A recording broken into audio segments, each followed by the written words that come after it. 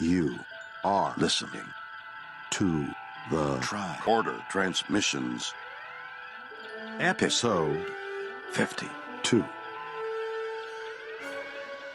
And now, here are Craig and Jeff.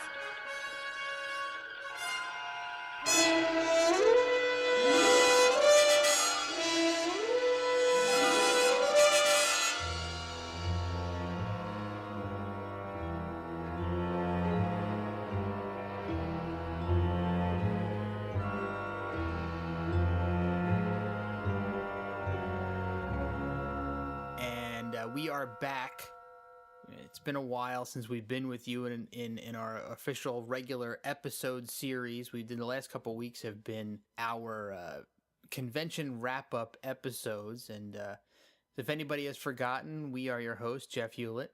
And Craig Cohen. And yeah, it is kind of crazy. This is our first time talking a Trek episode since before we left for Las Vegas back on, July 29th. I know it's been it feels weird, you know.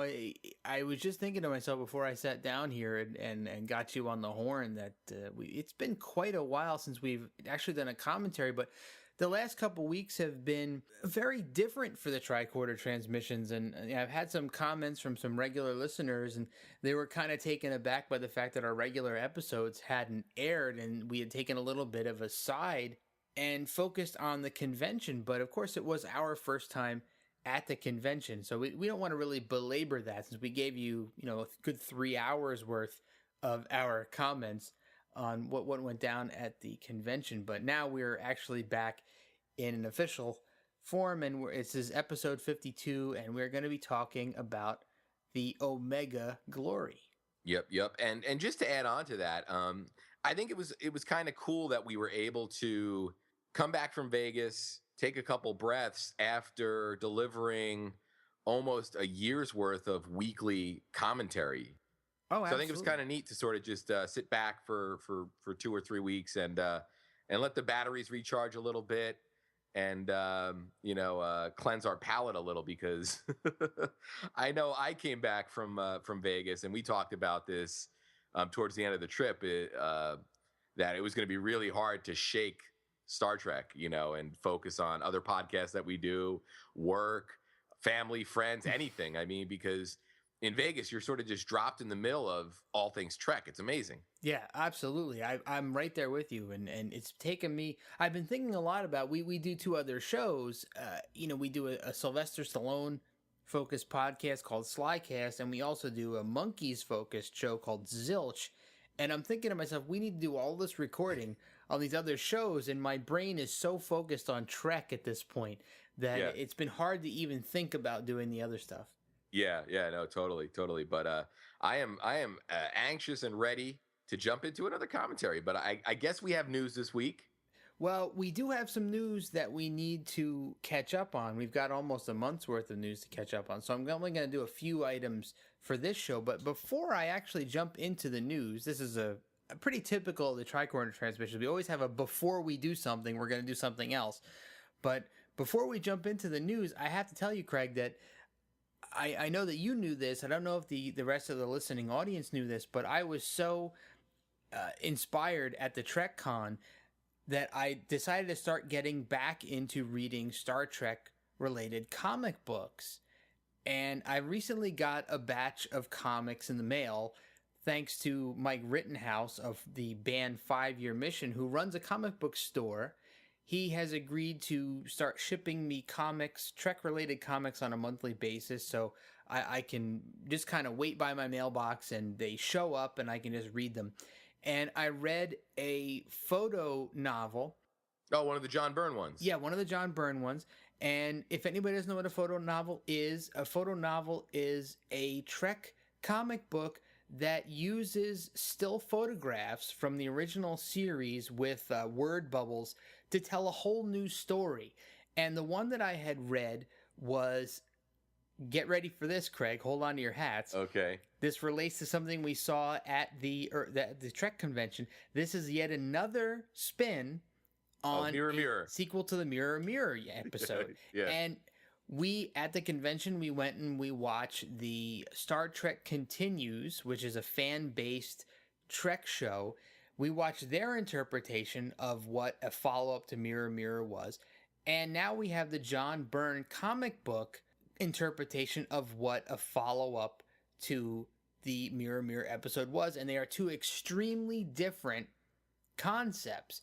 And I just finished reading it maybe a half an hour before we sat down, and I'll tell you, it's amazing to me the directions and story that can be achieved from these people who are writing continuations. So you have one continuation that came from the mind of the star of the Star Trek Continues series, and you have this one from John Byrne, which kind of goes in a very different direction, and it features Klingon Commander Kor, of all people. Oh, cool. Yeah, very, very cool, and very, very different, and actually quite a bit darker than Star Trek Continues. So if anybody's watched the Star Trek Continues episode, I recommend just run out and grab a copy of this photo novel and check out this other alternate view on how this story could have played out. It's very cool stuff. Neat. I know we had thumbed through one of those at the convention, and then also when we were out and about looking for the City on the Edge of Forever back in, I guess, June. Yeah, so now that we have 2 City on the Edge of Forever comic books out at this point, and we're waiting for the third. So those are very cool. I've read through the first 2, and they're spectacular. It's great to see Harlan's original teleplay finally out there, and we can kind of sort of almost compare it to the episode City on the Edge of Forever, of course, that we've come to know and love from the original series. Yeah. It's very, very awesome. So I guess we really should address this. This happened quite a while ago, and it's something that kind of hits close to home, since we had hoped to see her at the Star Trek convention and she had canceled, and that is the unfortunate passing of Arlene Martell. Yeah, that was really sad to hear about. Apparently, I guess she had suffered a heart attack and prior to the convention and never really recovered. So very sad to see her go. Much too young, and I know her involvement in both Star Trek as T'Pring on the amazing episode of Muck Time, but then also she was on multiple episodes of The Monkees as well. So an actress that brought a lot of joy to a lot of people. Very sad to see her go. Yeah, very well-known face. If you were a fan of any 60s television, you've probably seen Arlene out there and on many different shows. And we were left to wonder why she wasn't at the convention. And finally, I think towards the end of the con, we found out that she had actually canceled. And we were kind of disappointed that we didn't get to see her. And I guess she really wasn't feeling well. And it's a shame. I'm very sad to hear that she has passed on. But it just so happens that in this episode that we're going to be talking about, there is some throwback to A Muck Time, so we will hear some of that iconic fight music. Yes. From A Muck Time in this episode. So, Arlene, I'm sorry we didn't get a chance to meet you, and rest in peace. Yes, and thank you. And thank you for all the entertainment. So, a few other things happened. So, we've got a crossover comic book happening between 2 very unlikely sources. One, of course, being Star Trek, and the other being Planet of the Apes. Oh, yeah, we talked about this with the, I think, Chris from IDW at the Star Trek convention. We did. Yeah, we're going to have to, I know he told us he'd be willing to come on with us, so when we get closer to publication, we should definitely reach out to him. But yeah, let's tell the audience more about this. This is going to be another IDW comic, so I'm sure that with the IDW name on it, it's going to be a great story, well written and well illustrated. So it looks like there's the idea of joining Star Trek universe with external universes is continuing, and we're going to be bringing the Planet of the Apes universe in, and it looks like it has something to do with Klingons secretly backing a renegade guerrilla general in a coup for control of an ape city. Captain Kirk is going to be in a position where he's going to have to team up with Dr. Zaius. Awesome. So they've really intertwined the two universes pretty closely. I mean, you've got some major characters from both of them aligning together to create a story. So, I'll out myself here and say that I'm not a huge fan of these types of things, but this does sound pretty intriguing. Yeah, and they have likeness rights to Charlton Heston, which Right. Seems like they were a big deal, and well, obviously they were a big deal to get. But it was interesting to talk to Chris over at IDW about how that process works in terms of who you need to ask permission for likenesses, and I guess who signed a deal that that gives it up. But so I know I'm sure there are a lot of Planet of the Apes fans out there, or casual Planet of the Apes fans that are also Star Trek fans that can't imagine them doing a crossover and not having Charlton Heston's character in there. Oh, absolutely. Yeah, I'm sure there's a lot of iconic Planet of the Apes characters who are also going to be included. I mean, we've already mentioned Dr. Zaius, but there are some other ones that I'm sure will pop out of the woodwork here. And the enthusiasm that we experienced at the convention about this comic series is very cool, and I'm looking forward to getting it. I'm sure that it will be in my monthly comic shipment, so I'll be talking about them as soon as I get them and I read them. So excellent.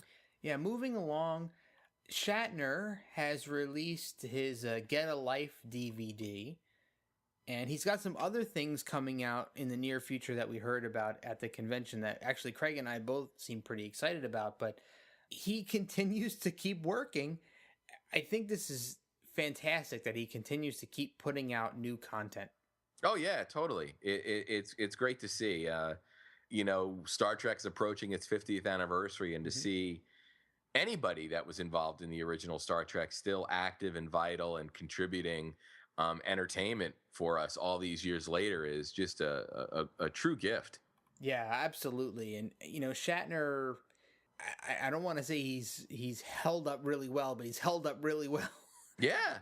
Well, I know even Matt on the Facebook page commented on our photo with him that Shatner looked really good in the photo, and he looked great in person. He did. He was larger than life. I mean, being able to stand next to him even for a brief few seconds was really, really cool. And I have to say, I'm looking very much forward to his next video project, which is going to be focused on the next generation of all things. Yeah, and it seems like it's got a really, really cool angle. It's sort of if I remember the trailer that they showed at the convention, and I only watched it that one time at the convention, but it almost is approaching the next generation from the standpoint that it could have been a huge disaster, and it wasn't. Right. And he showed, a little bit of a teaser there, as to what we can expect. And I'll tell you, both of us sitting there watching this, we came out of it thinking, wow, this looks incredible. Yeah.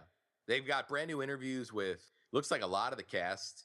Absolutely. And some of the backstage people, the writers, the directors, and it looks like you're going to get a really good wealth of knowledge from behind the scenes about the next generation, especially all of the events leading up to the series actually getting on the air. So if you're interested in that type of information, I think that this will give you exactly what you're looking for. Yeah, oh, totally. And I think it's a brilliant idea to have William Shatner sort of present this, because it's a great link between the original series and next gen, but it also, I think, is a great way to expose original series fans to the next generation and vice versa, because there are people out there that are, exclusive to one or the other. Absolutely. And we saw tons of evidence of that at the convention. There are people who are very much honed in on a single series, and that's a great thing. There's so much Trek out there that you really can find what you like the best and stick with it. I do know that I don't know if you got more details about it, but I do know that the Shatner at the convention said that they had signed a lot of distribution rights and stuff like that, but we were sort of debating what he meant in terms of when we were going to see it here in the States. Yeah, I have no new information, unfortunately, about that, but it looks like we'll be getting it at least before the holidays. Yeah, and we'll have to see if we can find the teaser that he showed at the convention if it's online, and maybe drop it on the Facebook page or link to it on Twitter, or even drop it in the show notes on the Tricorder Transmissions web page. Sure, definitely. So one more quick thing before we move into our commentary. There appears to be, and we saw the Gold Key Comics Volume 1 from IDW at the convention, and the Gold Key Volume 2, Gold Key Archives Comics, will be coming out shortly. And this volume will contain issues 7 through 12, including 3 different series, one being the Voodoo Planet, the second, the Legacy of Lazarus, and the Brain Shocker. So we're going to get 168 pages of Star Trek Gold Key comics coming out in an anthology format very shortly. Very cool. Yeah, I thumbed through that first volume quite a few times there in Vegas, and really heavily debated picking it up, but figured I would get it, or when I got back here to Jersey, or add it to my list come holidays, birthdays, time like that. Really looking forward to picking up Gold Key 1, and I guess I'll probably throw 2 on there, hopefully get them both at the same time. Yeah, it's great seeing all this stuff being reprinted in IDW does tremendous work. They're sort of like the Rhino of comic books. The overall quality of the books themselves, they're wonderful, and I can't stress it enough. If you're an original series fan, just their original series related stuff is phenomenal. So I'm looking forward to getting more in the coming months and reading more, and hopefully we'll have some new stuff to talk about, way later in the future when we're done with our regular TOS coverage. Excellent. Yeah. All right. So you ready to jump into the Omega Glory? If we must. Oh, come on, man. All right. Well, the air date for the original episode is March 1st of 1968, and the remaster came on June 30th of 2007. All right, and we have the NBC press release from February 6th, 1968. Captain Kirk and part of his crew are exposed to a deadly disease when they board the starship Exeter, whose crew died under mysterious circumstances in the Omega Glory on NBC Television Network's Star Trek Colorcast Friday, March 1st.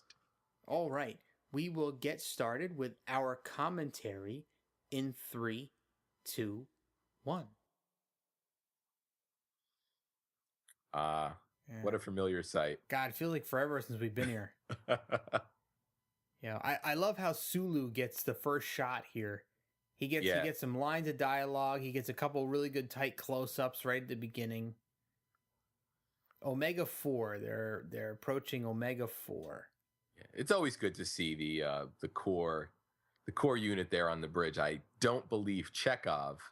No, no Chekhov, but it's the second season is so sketchy. Who you're going to see behind that console. You never really know going into the episode who's going to be there. And is it going to be Chekhov and some other guy? Is it going to be Sulu and some other guy? Is it going to be Chekhov and Sulu? Who knows? But yeah, it's nice to see Sulu back at the helm.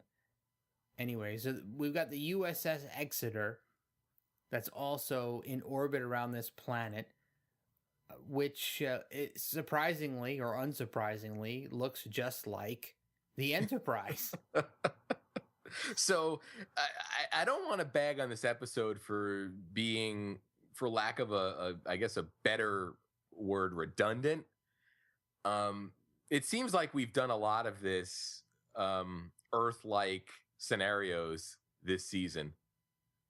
Well, yeah, but I'm prepared to argue that point. Oh, sure. But I was mainly getting to the fact that this might have been the first time that Roddenberry was really thinking about telling a story like this. Oh, for sure. Yeah. I mean, we were talking about this, and this is kind of well known, but this was originally one of the stories presented to be the second pilot episode. Can you imagine? Yeah, well, it was this, Mud's Women, and Where No Man Has Gone Before, and I think they chose the best of the three. They chose was the only one of the three, in my opinion. In terms of really, presenting, Star Trek to the audience with its best foot forward. Yeah. Not to take anything away from this episode or the mud episode, but I don't know. That really seemed to be the best choice for second pilot. Oh, for sure. It's actually no brainer.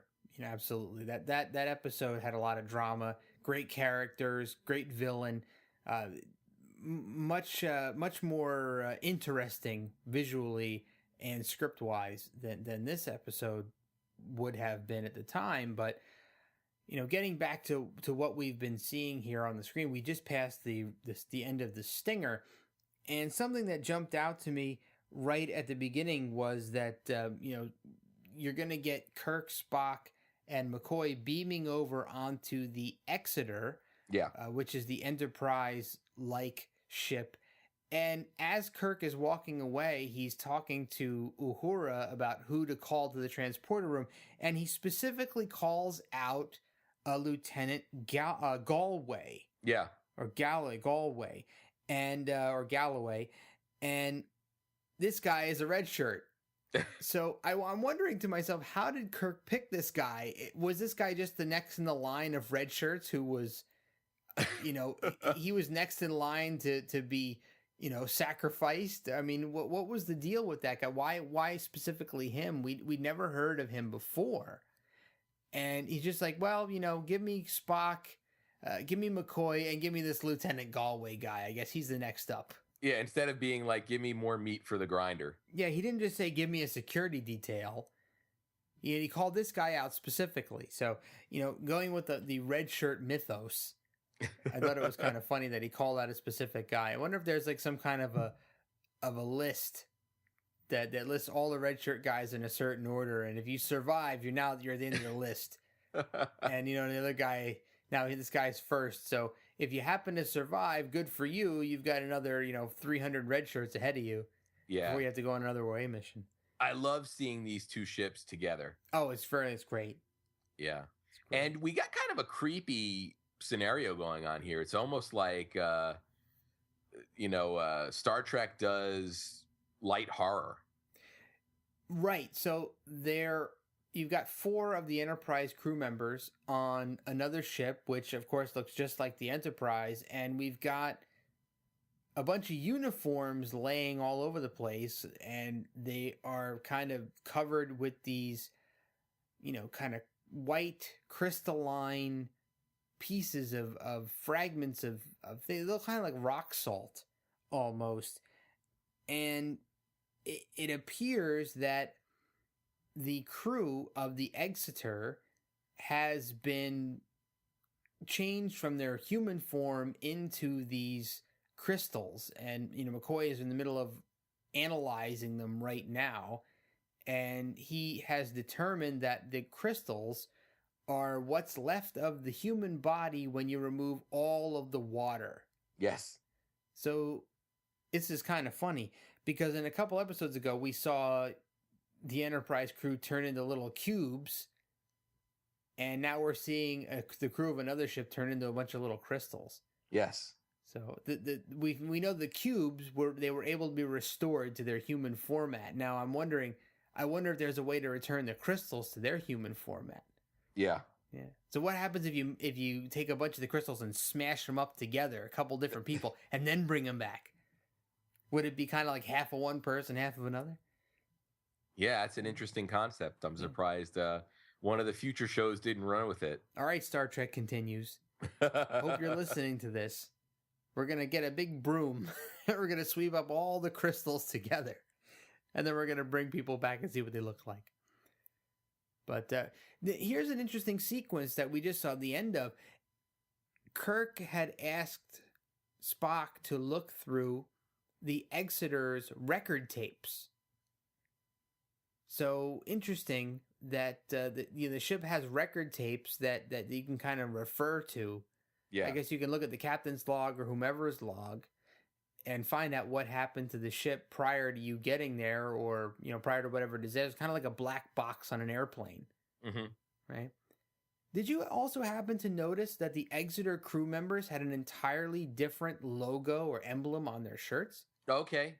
It's not the typical triangle logo. It's more of a long rectangle Interesting. logo. I thought that was kind of interesting because I thought that these were the Starfleet official chest emblems, that star, and you had the different icons in the middle of the star denoting what area of Starfleet you worked in. So, Spock has the circle with the oval in the middle of it, saying that he's medical or science, and engineering has its own. It's kind of a spiral looking thing. And, I thought it was interesting that the Exeter, and here's Captain Tracy of the Exeter. Wait, you can see clearly. Isn't that Van Gelder? Yes. It actually is Van Gelder from Dagger of the Mind. Yeah, Morgan Woodward. Yes. But yeah, no, that is neat that they have different patches there. Yeah, I wonder. I think this is the only episode that has different chest emblazoned insignias for other ships' crew, because we've seen crews of space stations before, and they have the same logos, right? Yeah. So interesting. That, and of course, Captain Tracy is intimately familiar with Kirk, so we see a little more of Kirk's reputation preceding him. Yeah, so he's got a reputation between himself and other captains of other vessels. But seriously, Captain Kirk isn't wondering to himself at this moment, how did Van Gelder end up on this planet in a Starfleet uniform? Well, come on, man. Obviously, it's not Van Gelder, but from a viewer's perspective, if you were astute back in the day and you watched every single episode, you may have picked up on the fact that it was Van Gelder, right? Yeah. It's not the first time that Trek recycled actors, and I'm sure it's not the last. And it's actually kind of neat. It's kind of neat to see an actor come back and play a real different role than they played the first time around. Absolutely, and I think if you look back to Dagger of the Mind, he was exceptional in that role, and he's really good as Captain Tracy in this episode. So, I mean, if you have a talent like that, I mean, why not reuse it? Oh, yeah. Why not reuse it? I think it's great. It's a couple of things that we may have kind of glossed over as we were talking through some other stuff. The Exeter was left on automatic. The ship's helm was left on automatic, so it was maintaining an orbit around a planet with absolutely no one on board. So kind of fascinating. I don't know if we've seen that happen before, but a ship, now we know that one of a Starfleet ship can be in a purely automatic mode run by 0 people. Yeah. Kind of interesting.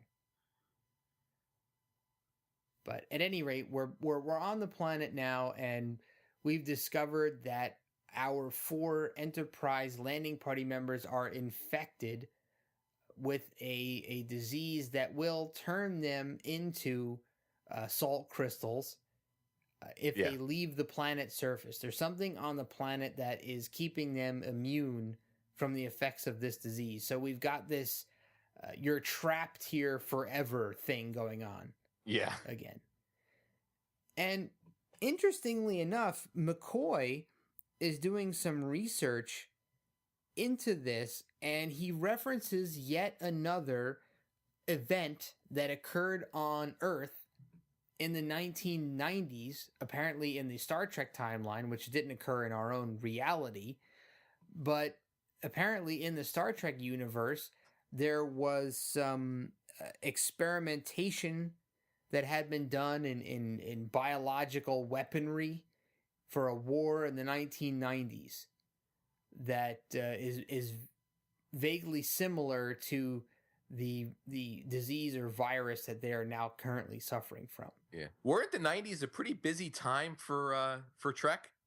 Yeah, man. Because isn't that when the eugenics war happened as well? Yeah, a lot of stuff happened in the 90s. And some of that poetry that Kirk referred to earlier in this series as well. Yeah. Here's another interesting thing. Spock has made some discoveries about Captain Tracy. It appears that Captain Tracy has used his phaser to slaughter a bunch of what he called savage locals. They're kind of barbarian-esque people who have been running attacks on the village that our heroes are currently in. So that is a clear violation of the Prime Directive. Right. Is it not? Yeah, and this is sort of going back to what I was talking about earlier about it seems like they got pretty caught up this season with talking about the Prime Directive, which is awesome, but also doing it in this sort of setting. I mean, I'm not going to say this is like Patterns of Force, but it's kind of a similar idea. Well, yes, but you know what? I'm going to hold my argument until near the end because I don't want to blow the reveal here. Interestingly enough, yeah, I think that may have been the first time we saw a Starfleet captain or high-ranking officer actually kill another Starfleet officer. Yeah, and looking at this in sort of through the prism of 1960s television, that had to be kind of an out there thing to see. Yeah, absolutely. You're seeing the captain of a Starfleet vessel intentionally vaporize a security officer of another ship. So, he's a fellow Starfleet officer. And now we're learning a little bit more about this Captain Tracy character, and he is quite nefarious. Sorry about that. My cat almost disconnected my my headphones, and I'm glad that he didn't. I had to react the way I did because we would have been dead in the water if he had succeeded. Well, fortunately, he did not succeed, and we are still with you. Damn it, you turn your head for 1 second. I know, right? So I'm sorry about that. No, quite all right. So back to the show. Captain Tracy has pretty much revealed himself. He's turned his cards over, and now we know that he is willing to do whatever he has to do, and that includes killing Kirk and company in order to reach the end of his plan at this point. So the people on this planet are in possession of a set of immunities that allows them to live seemingly indefinitely. Yeah, the one guy that was with Tracy here was 426 years old. His dad was over 1,000 years old. Yes, absolutely. So now Captain Tracy wants to harness this effect and be able to transfer it to human beings and therefore make himself some sort of a hero of the human race by bringing relative immortality to other people.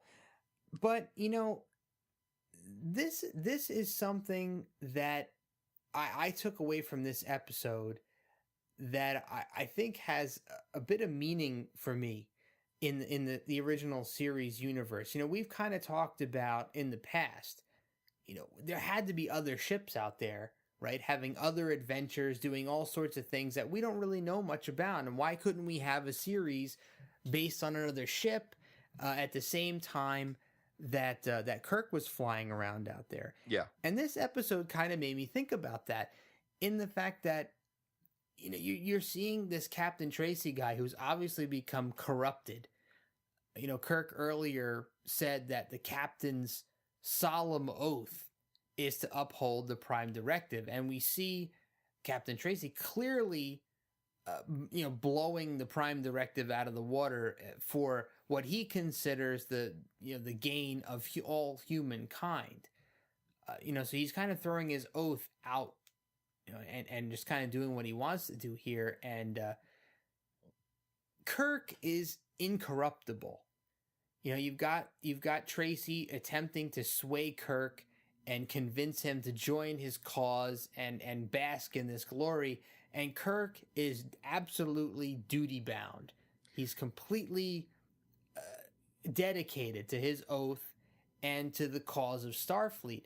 Now, I'm going to start to believe here that the reason why we're focused on the Enterprise and we don't have other ships is because Kirk is pretty much the model captain, right? I mean, you're seeing other captains who are in the same role as Kirk who are pretty easily swayed from their oaths. Yeah, it almost makes you wonder if Starfleet or the Federation needed a better vetting process. Yeah, really. I mean, because we've seen a guy in a previous episode, the Doomsday Machine. We saw Commodore Decker, who is of a higher rank than Kirk, who was unable to deal with the adversity that he experienced and essentially broke down and was willing to put other Starfleet officers' lives in jeopardy. Yeah. Now, Kirk... This is a great fight, by the way. I mean, Kirk just gets dismantled. Yeah, more that Trek foo.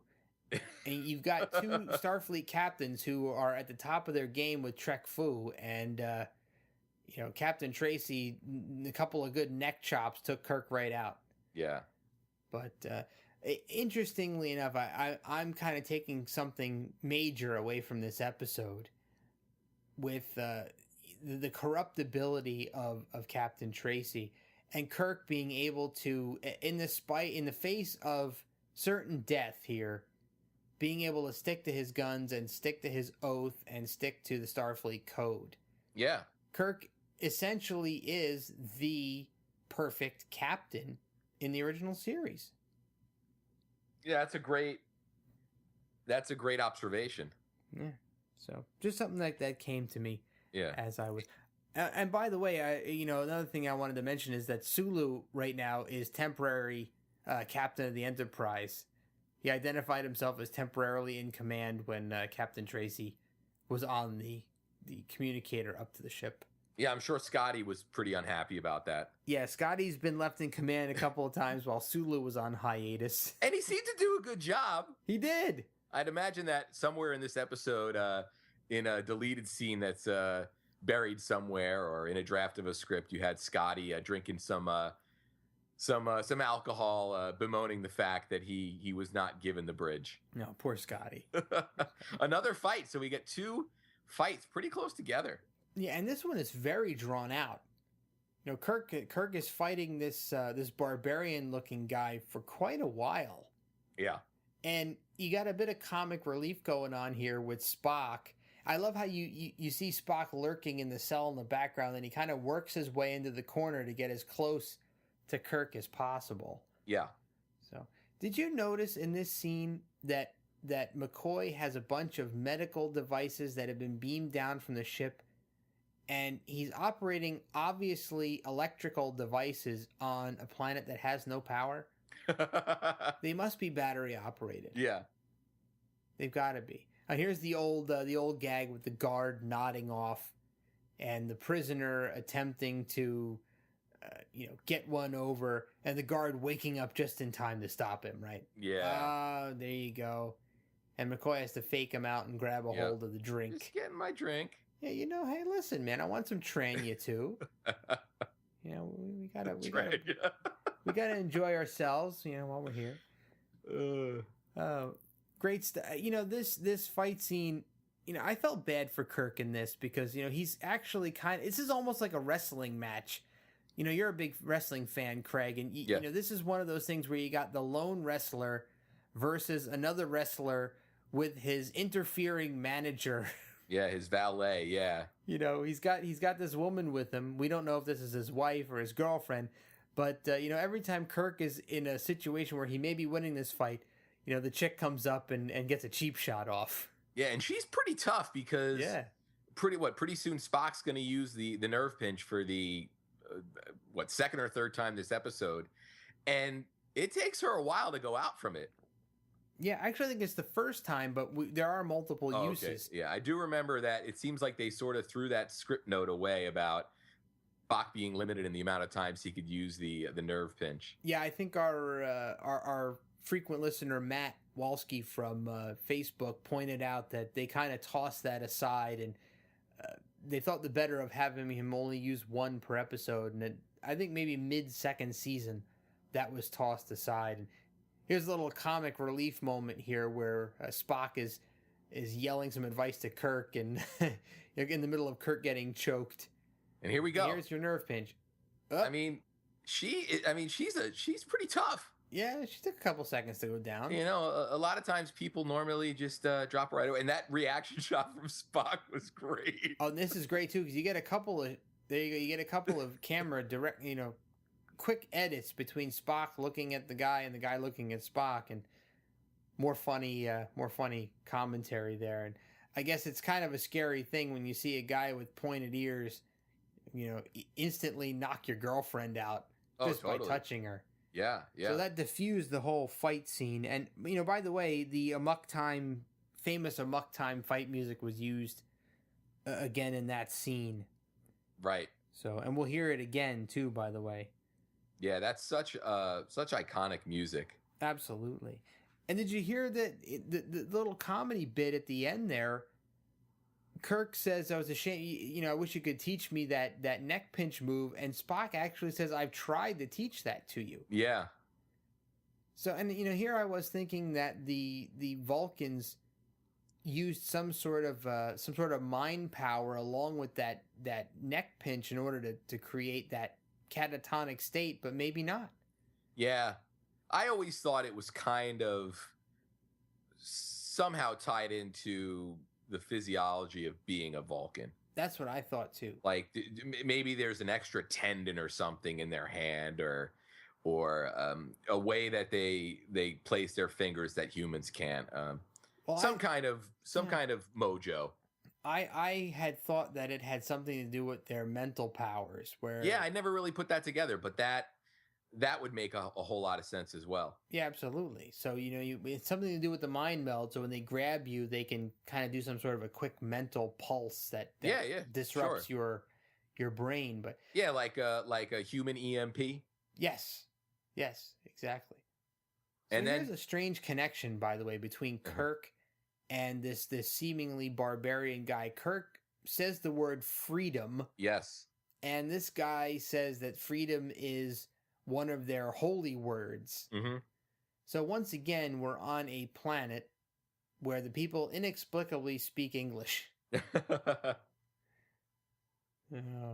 Funny. So we've got the Combs, which are the Asian looking individuals on this episode. And what are these? The Ganks? The Yangs? The Yangs?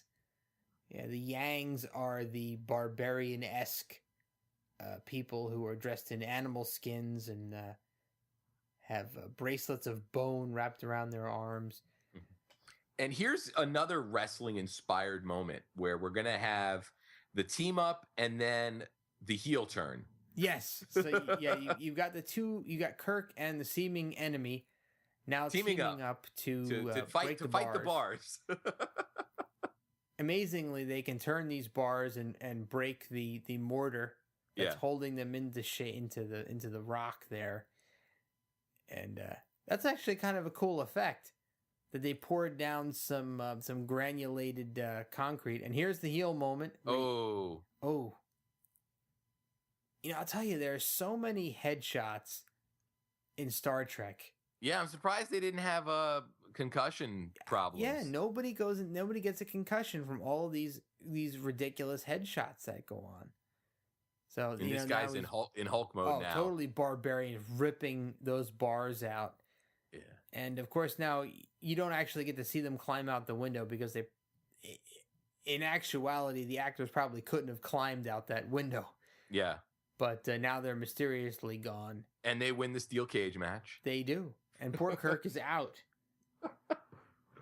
Oh, man. That's a shame. So Kirk has taken a lot of headshots. Now he's coming to finally. Yeah. Thank God. But he's been out for quite a while. Yeah, what? Spock says, a little over 7 hours? Yeah. He must have taken a hell of a blow to be out that long. But, no lasting ill effects. Yeah. Yeah, no fractures, no broken, no cracked skull, no nothing. Just hit in the back of the head. That might have really been sort of the the little nudge Kirk needed to get some sleep. Yeah, maybe. Yeah, 7 hours and 8 minutes. Wow. And was Spock mentally keeping track of that? You think, like in the back of the head, he just started counting? I guess so. They don't wear watches. Yeah. And and I guess nobody came to check on them in 7 hours and 8 minutes. Yeah, no feeding or no bathroom breaks. No guards. Or I guess there's nothing. some kind of toilet in the bathroom. Certainly there. doesn't look like it. There's sand floors. And this poor guard does not know how to hold a samurai sword. No, and he's about to get jobbed out too. Oh, absolutely. So Kirk scratched on the door to distract him, and there's the other nerve pinch. Yep, there we go. See you later, buddy. So no prison can hold Kirk and Spock. Yeah. And I like how McCoy was like, "Oh, hi guys," and it keeps working. Yeah, it's funny because for me it was like McCoy knew they were gonna come back. He just wasn't sure when. He didn't doubt the fact that they were gonna find their way through whatever they were going through. Yeah, I think it's kind of neat. He was like, I wasn't worried. No, it wasn't out at all. He just kept on working straight through them, breaking through the door. But so now you get a couple other interesting hero moments here. Spock is going to rejigger another machine into a communication device. Yeah. And McCoy is going to deliver the genius medical diagnosis, a theory that the immunity that these people possess is not transferable to anybody else because they've built up a resistance over thousands of years. Yeah. It was almost like it became, some like part of their genetic makeup. Yeah, so he can't extract that and transfer it to someone else. So now we know that Captain Tracy's crusade is a fool's errand. So he's doing all of this murder of these seemingly savage people, his breaking of his oath to the Prime Directive, all for nothing. So shame on him for not researching it a little bit further. But maybe he couldn't have because it was just him. He didn't have any of his medical staff on the planet. Now check that out. Now Tracy vaporized a machine and Spock had some sort of collateral damage. I don't know if this is the first time we've ever seen something like that happen where a phaser can shoot an object and someone standing near it had some sort of an ill effect from that. Yeah. Usually you have to take a direct shot from a phaser. I love this scene, by the way, because you're seeing some of the craziness that Van Gelder exhibited. Yeah. Again, this could be footage from Dagger of the Mind, couldn't it? Yeah. Oh, totally. I mean, the same craziness, the same mannerisms, being portrayed again. But it works very well in this scenario because you have a captain who he's just been out in the field apparently because of the escaped the escaped Yangs got back out into the field and warned all the rest of them. Now there's been some sort of a mass attack, and they've pretty much depleted their phasers, taking out thousands of these savages. Yeah. Pretty sad. What a massacre that must have been. Oh, totally. What a massacre. It's a shame. But now we're breaking the news, of course. We're breaking the news to Captain Tracy that his plan is all for naught. So it's a shame that a bunch of people had to perish. I guess that's what the Prime Directive is really all about, isn't it? Oh, totally. So we're really learning firsthand what happens when you throw the Prime Directive aside. And, and the funny thing is that, all the Starfleet training in the world, and Tracy can't snap out of it. Yeah, it almost seems like I was thinking about space travel sort of being like undercover work for cops. Where the longer you stay under, the harder it is for you to remember what your mission is.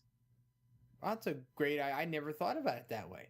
Yeah, I mean, because you'd have to imagine that there has to be some kind of effect on you when you're, the Star Trek crew's on a 5-year mission, and they have obviously a crew that's very, very tight and, works well together and seem like friends. But can you imagine maybe a starship that is just everybody being professional and not really making those connections, and how that might impact you? Because it doesn't seem like they have intergalactic Skype or anything that makes it easy to talk back to your loved ones at home. Yeah, no iPhones in the future, apparently.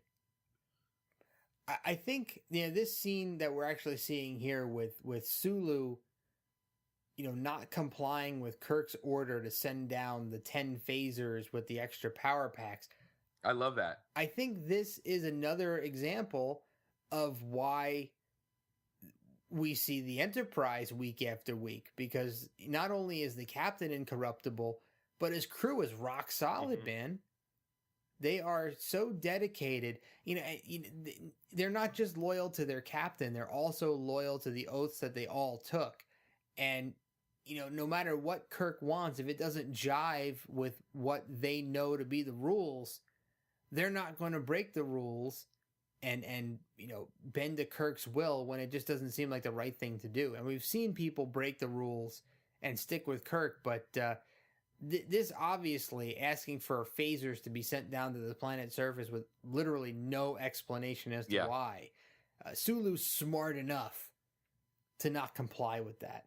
Yeah, totally. It's a great moment for Sulu, and it's another great indicator of the kind of captain that Kirk is. Yeah, absolutely. In that he's empowered his crew to not blindly take his word. Right. They can question his orders without fear of repercussion.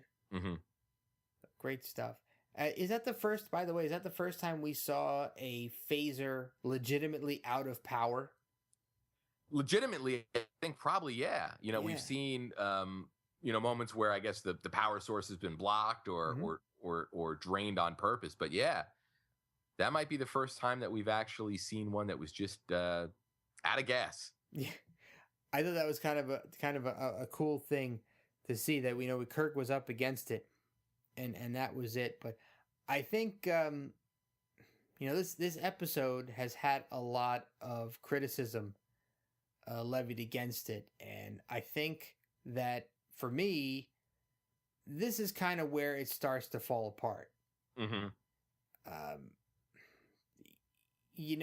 We've seen in the past several, Earth-like civilizations that pattern themselves after different time periods. And I know you were alluding to this earlier on in our commentary.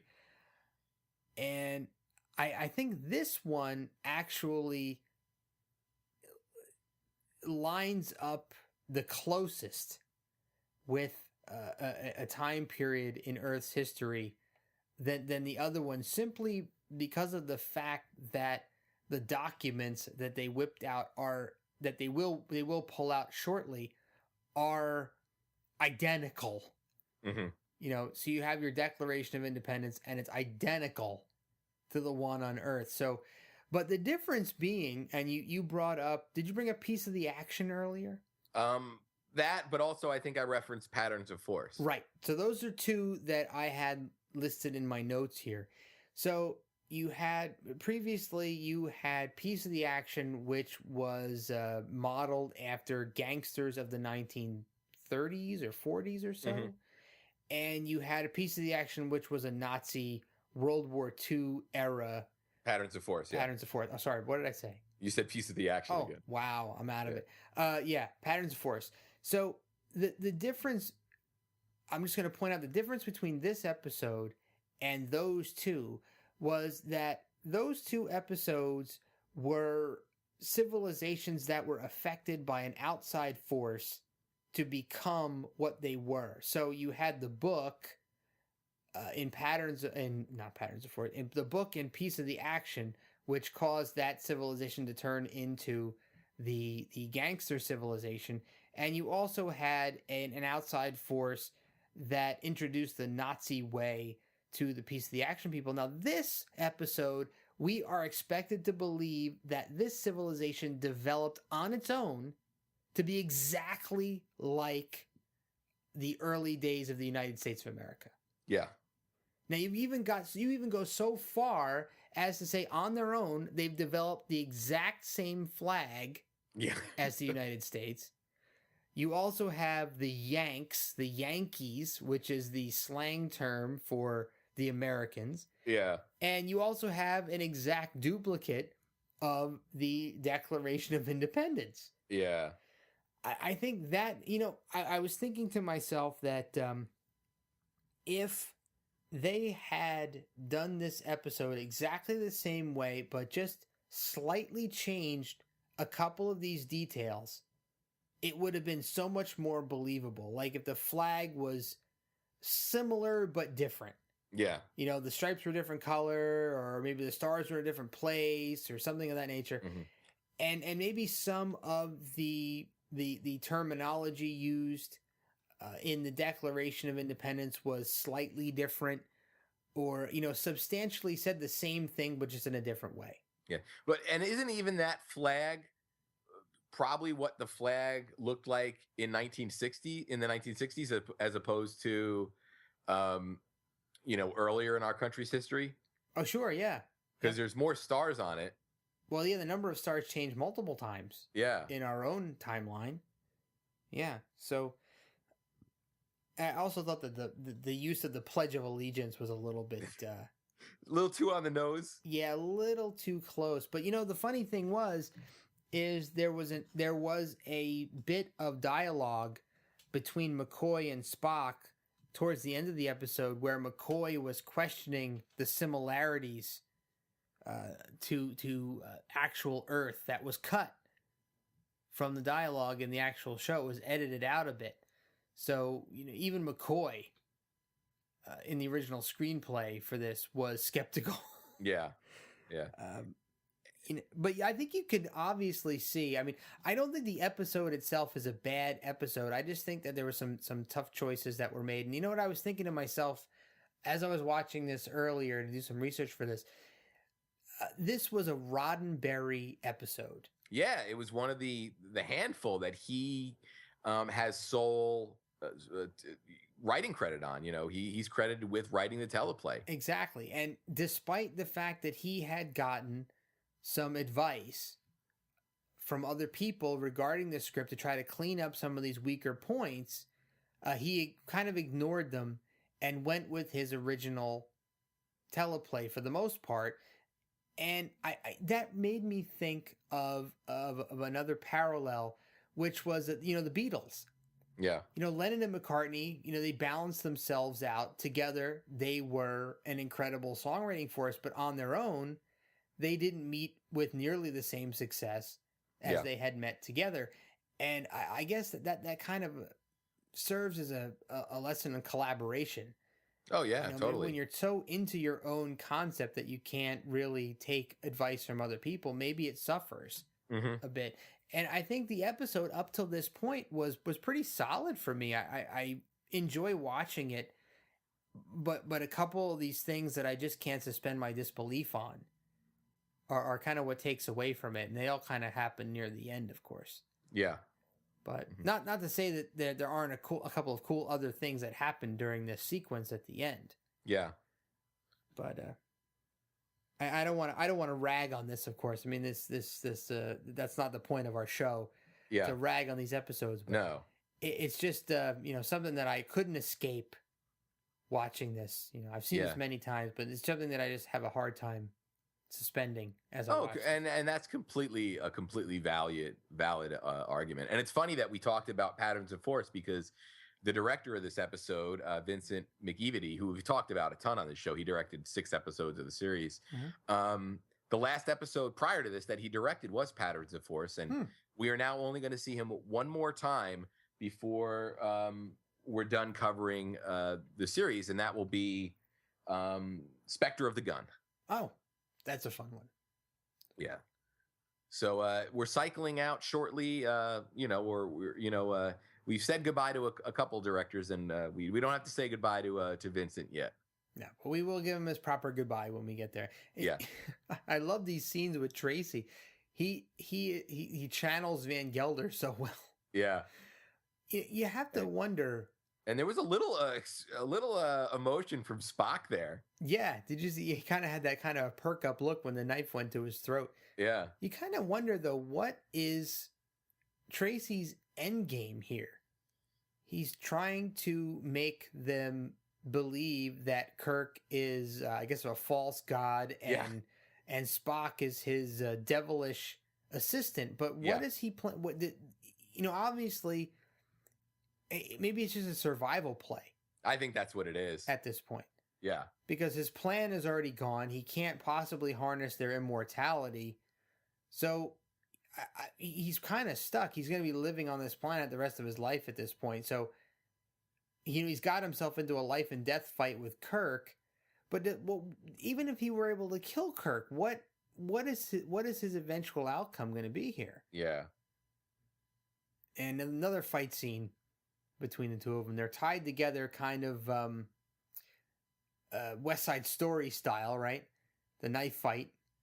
So they're trying to grab the knife, but they're tied together with a little bit of a leather strap, so they can't really do their trek foo as they would like to. But a lot of dragging around going on. But we're going to see a pretty cool... Oh, we got the Amok Time fight music again, by the way. But we're going to see Mr. Spock doing some telepathic style influence on another person without touching them again. And, you would think that this capability... Look at that. Look at this, the foot strength there. Yeah, Kirk is holding Van Gelder.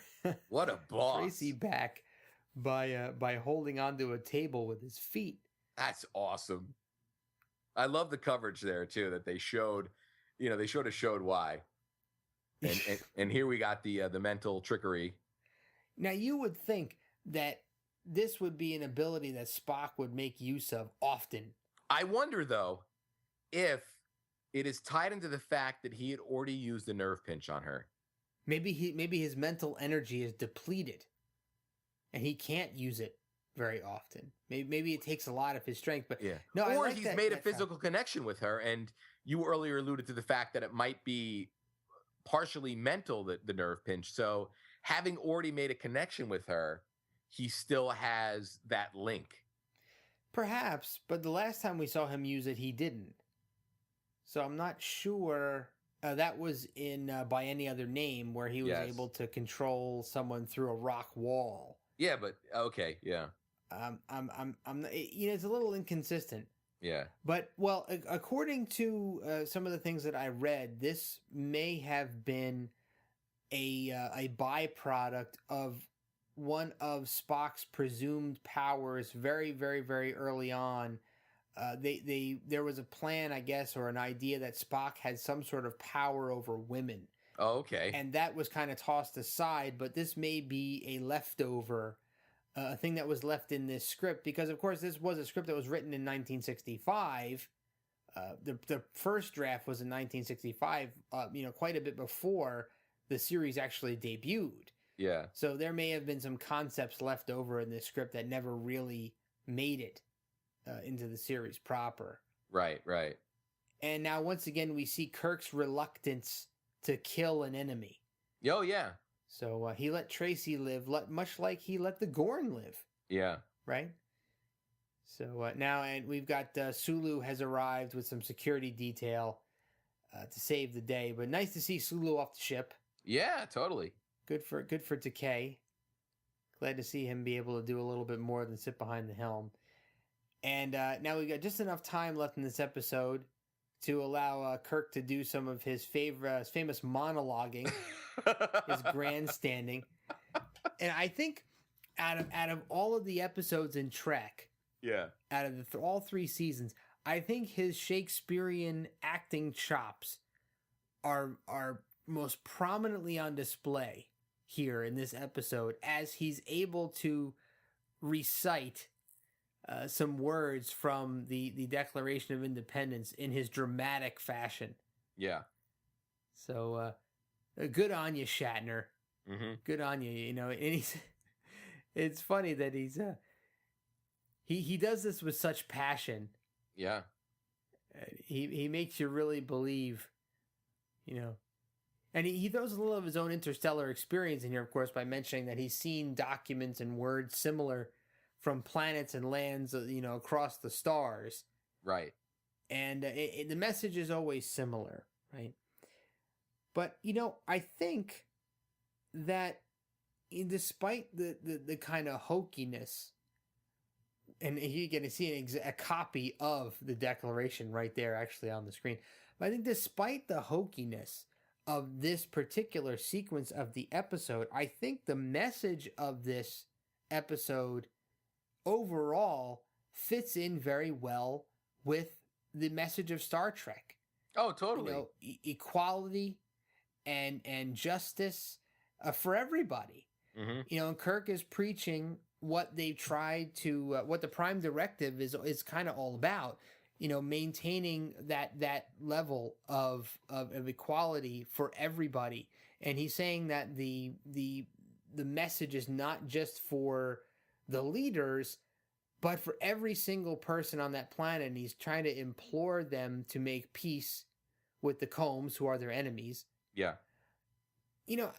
I have to say that I really see Roddenberry's influence here. It's very strong, especially near the end of this episode. Oh yeah, and that and if you were going to make any argument for this being considered as the second pilot, this aspect of it would be definitely what would sell it.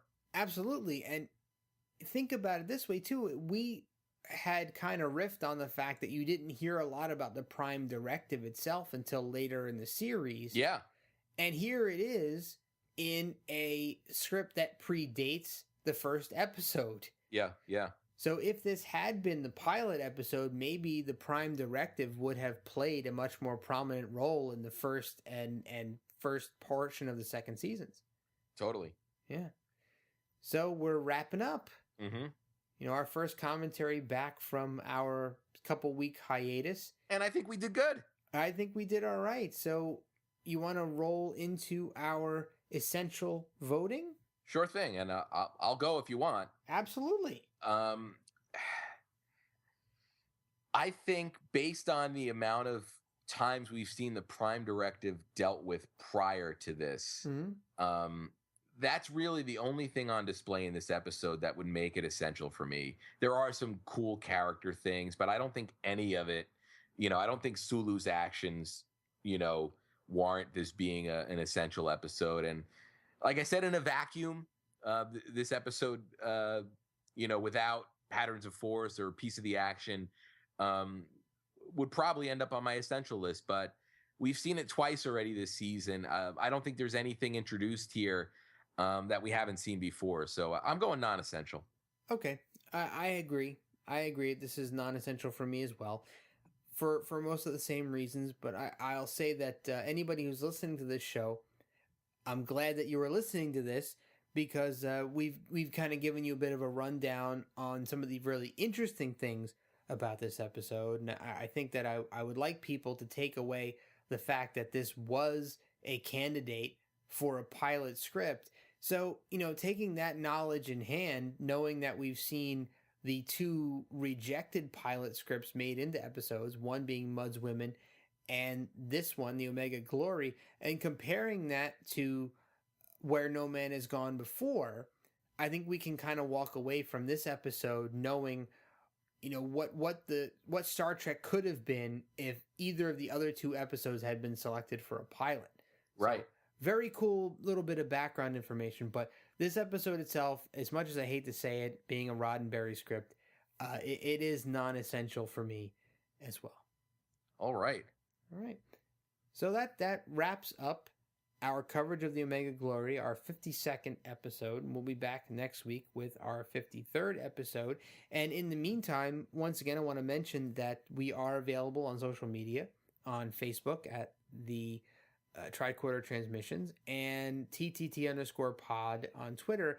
And, jump over to our regular website, the tricordertransmissions.com, because we do have a forum that's available now. And we've got a couple people, some listeners are on there posting and talking back and forth with us. We're having some more in-depth conversations about certain episodes. So please, if you're interested in talking about this stuff, jump over to our forums and throw up a post there. Anybody can sign up. It takes 2 seconds. And, we'd love to hear from you. Totally. All right. So until next week, thanks for listening to the Tricorder Transmissions. Take it easy, everybody.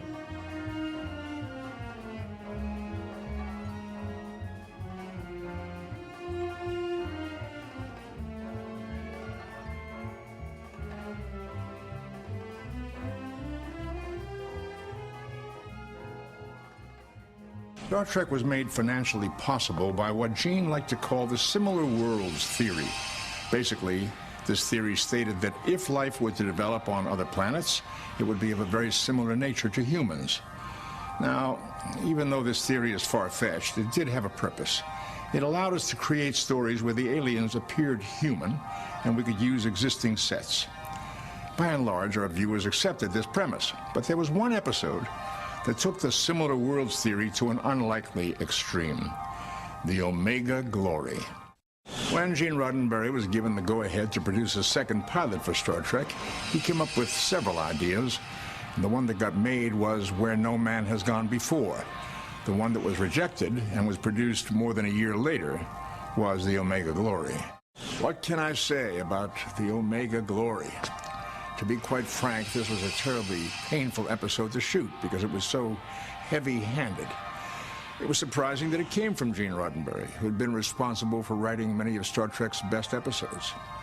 Before long, Gene would leave the series as executive producer and take a job in development at MGM. He would occasionally take part in creative decisions, but Gene Roddenberry's day-to-day involvement with the original series ended not long after this disappointing episode.